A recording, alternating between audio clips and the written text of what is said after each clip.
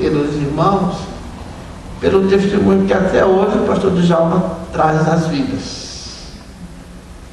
Se não me engano, ele faleceu em 72 e até hoje as pessoas se referem ao Dr. Djalma como um homem de Deus e deixou marca na vida de muitas gerações. Gostaria que ficássemos em pé e orássemos. Não sei se alguém aqui foi testemunha ou pajem. Eu não vou chamar, né? Não tem. Mas Deus possa abençoar. Está bem diferente aqui, né, irmão? Tá. Bem diferente. A igrejinha antiga está bem diferente. Pai, na tua presença eu quero te agradecer os 57 anos de vida conjugal que tu tens permitido ao irmão Odilon e à irmã Marinete.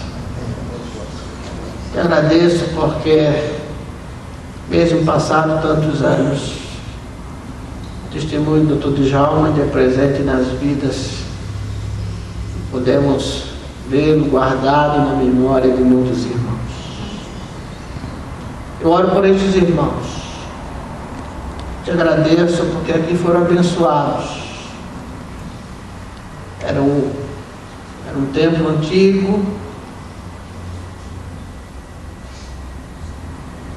mas Jesus era o mesmo e é o mesmo.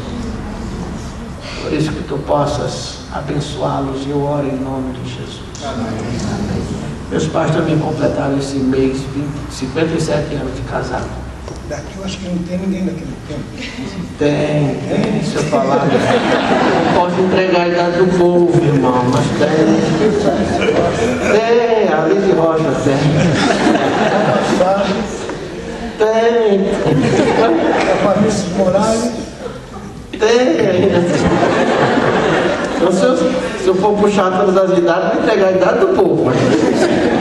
Não sei mais, não tem muito. Eles também mudaram. Daniel, minha esposa, também não tem mais aqui, não. Mas Deus abençoe os irmãos. Quanto é que você